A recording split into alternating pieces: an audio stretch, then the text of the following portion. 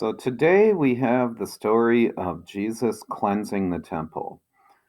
One of my favorite Bible stories. Actually, I like them all, but I always wanted like a Jesus action figure that would show him with like this little you know how some of those action figures come with like toy weapons. I wanted a little whip that I could use to. Okay, maybe not, but it really is a really interesting look at Jesus. Story of when Jesus got pretty mad. But let's talk about it. First of all, real quick, let's talk about when it happened. There is some controversy in Christendom over when this occurred because it's recorded in all four of the Gospels, and three of them record this as happening basically at the start of Holy Week on Palm Sunday. And then you get the Gospel of John, which has it happening in the second chapter of the Gospel, and that's actually the text you guys are using in your lessons on Sunday. So there are some out there who try to reconcile this and say, oh, he cleansed the temple twice, once at the start of his ministry and once at the end. That may be, that quite possibly could be. My opinion on this is that John just doesn't care about chronology. This is actually kind of a key to understanding the book of Revelation, for that matter, as well. That John isn't interested in just a nice little orderly sequence. He's not sitting in court giving a testimony about a timeline. John is more interested in making certain thematic points and making them in ways that actually reoccur throughout his writing. So I think it happened once during Holy Week, and John just chooses to record it at the beginning of his gospel in order to make a thematic point, which is that at the outset of Jesus' ministry, right after he's baptized, he picks his disciples, and then things change. And one of the things that changes primarily is where to find God. So before Jesus, the children of Israel actually have a very clear word from God where to find him, and that's in the temple. From the time the temple is built, in fact, when Solomon builds the first temple, this is actually the second one now, but when Solomon built the first temple, the smoke comes billowing out. It's just this awesome scene. When Isaiah's in the temple one day, he literally sees God. The Babylonians come and wreck the temple. But then in the time of Ezra and Nehemiah, they rebuild the temple. It's the second temple now. That's the one that is in Jesus's time. I mean, that was the temple Zechariah was in when he saw an angel, but when he was told he was going to have a little baby who grew up to be John the Baptist. So the temple has always meant one very special thing for God's people. This is where God is present. This is where you go to get God's forgiveness. This is where you go to be in the presence of God. And if you want a real quick, easy way to understand what's going on in this story in John chapter 2, Jesus is making it known that now we get a new temple. And it's not a temple built with human hands like Solomon's temple or the one that was reconstructed under Zerubbabel.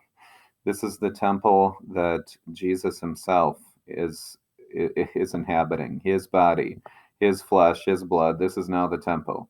You want to find God, now you go to Jesus. You don't go to the building anymore, you go to Jesus. You want God's forgiveness for you. You don't go bring a sacrifice of an animal to the altar in the building. Instead, you go to Jesus and he provides the forgiveness of God for you. And by the way, this is actually still the case today. Jesus is still the temple, and now it's a matter of getting ahead of myself a little bit, I suppose. But where do you go to find God? Well, you go where Jesus is. Okay, where's Jesus? Where he said he would be, in his word and sacrament.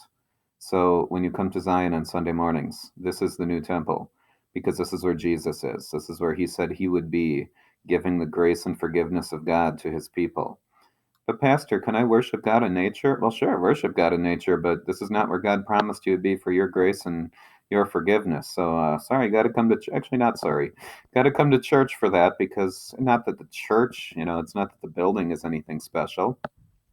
If a tornado came and knocked on our church, like, how about in the summertime, August, we go and have that outdoor service. That's where God's people are that day and gathered around his word, and that is where Jesus is on that particular day. But anyway, I digress. So anyway, this whole cleansing of the temple is really putting everybody in notice there's a new temple, and that is Jesus himself. What about the cleansing, the actual? I mean, It's funny, and there's funny stuff in here. I think it's funny seeing Jesus whipping, running over with the whip, throwing over the money tables. So what's going on is people come to the temple from all over the place in order to perform sacrifices, to follow the law of Moses as far as making sacrifices.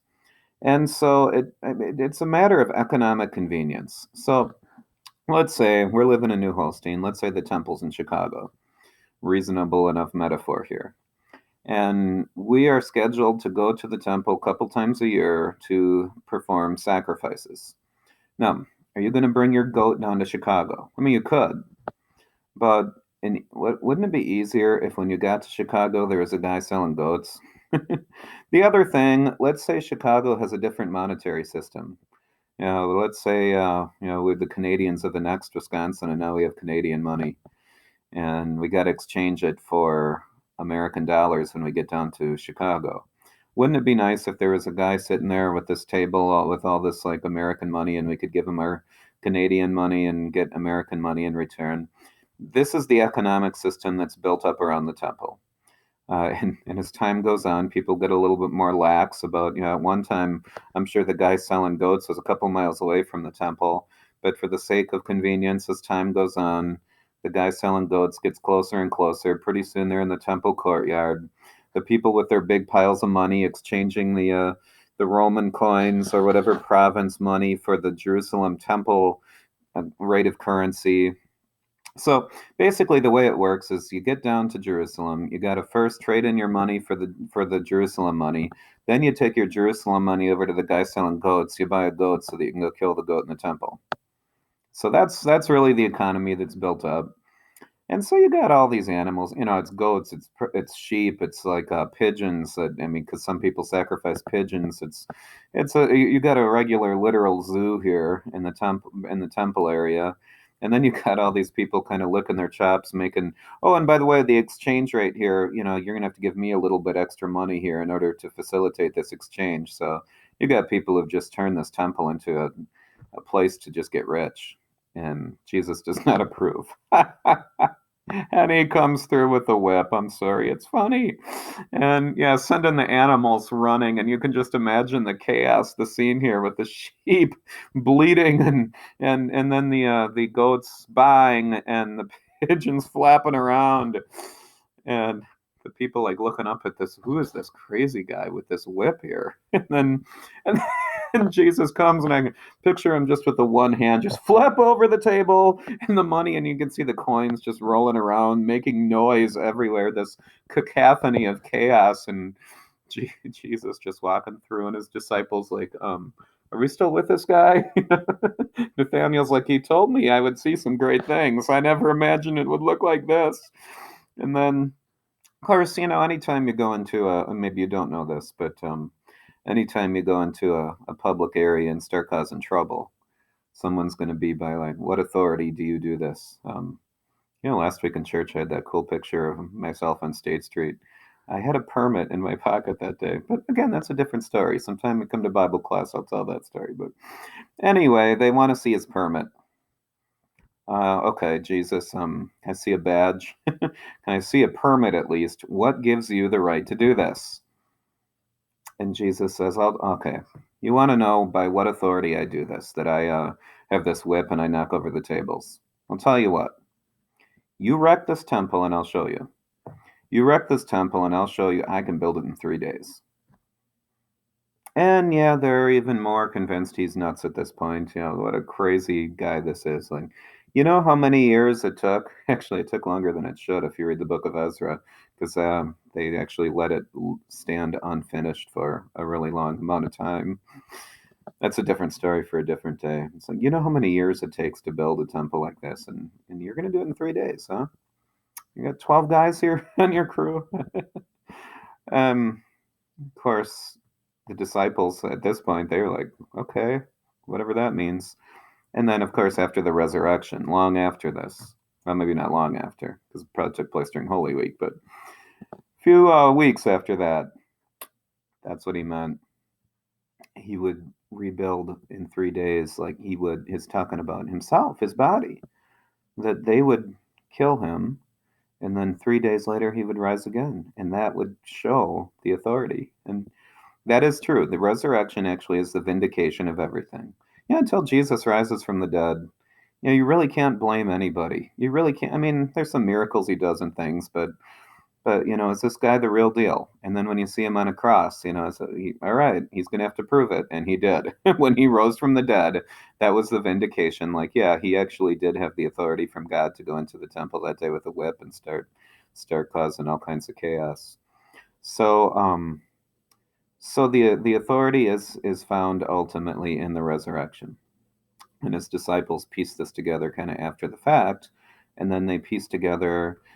Oh, so his body now, this must mean we have a different temple. That we don't go to the temple to sacrifice goats anymore, that we simply come to the Lord's table and receive his body and blood. Well, that's how it works now. This actually would also actually come up at Jesus' trial when Pontius Pilate asked the Jewish authorities, like, what charges do you bring against this man? And they were looking for something, anything to stick, because he really wasn't guilty of anything. That's one of the things they brought up, is that he was making terroristic threats against the temple, threatening to tear it down and rebuild it in 3 days. Funny thing, actually, if you look at the text, Jesus said, you wreck the temple and then I'll build it in 3 days. By the time of his trial, that kind of turned around, and he was accused of threatening to destroy the temple. But anyway, that's essentially the nuts and bolts of the story. What is going on here, and what it ultimately means for us. Let's look at our general categories here. What does the story tell us about God and His mercy? Well, it's kind of hard to find necessarily right off the bat when you see Jesus cracking a whip, literally. What does the story tell us about God and His mercy? Well, there is a psalm that's quoted in this text in John chapter 2. John quotes Psalm 69, which talks about zeal for the house of God. Your Sunday school kids probably don't know what the word zeal means, but that might be a fun vocab word for them. A person full of zeal is a person committed 100% to something. That's what it means to be zealous. That's what it means to have zeal, to be all in, 100%, never going to back down, never going to say die, relentlessly facing something. That's what it means to have zeal. So, zeal for your house shall consume me. And John says this is about Jesus. He has zeal for the house of God. Now, he actually has the house of God, he is the house of God. So, you know what the object of the zeal here? What is God zealous for? It's not really the house. It's not really the temple. He is telling people, and I mean, on some level, this lesson here is, don't make this about money. Make it about true worship. But the zeal here is God's zeal for His people. The reason Jesus is cleansing this temple ultimately is to show that there's a new temple, which He is going to offer up on a cross, so that God's people can live forever. That's how much zeal God has for His people. So, even behind the story of Jesus cracking a whip, and is there a little bit of a preview here as Jesus holds this whip in his hand? So, a little bit of a preview here as this whip is coming out in the temple. Is he pointing ahead to actually how the whip will come down on him? I think he is. I think he is kind of previewing here. And again, this is probably Holy Week, so it's only a few days before the whip is reversed. And Jesus becomes the object of that whip. So just as he's whipping the original temple, now he's going to hand that whip off to the teachers of the law and the Romans, who are going to turn that whip on him, the new temple. So God has zeal for us is actually one of the kind of subtle things that when you really study this text comes out. What does the story tell us about who we are as God's people? Well, in our identity as God's people. Again, it tells us how beloved we are, that Jesus is willing to take the whip for us, to take on the punishment that actually we rightly deserve. It also tells us where to find our God. We find our God in Christ. That's where we go. We don't go to a building in Jerusalem. Instead, we go to where Jesus said He is in word and sacrament, where His people are gathered. We come to, in our case, Zion Lutheran Church on Sunday mornings. And then finally, how do we live in light of this? Well, a lot of people like to make applications here about how to truly worship when you come to church. Yeah.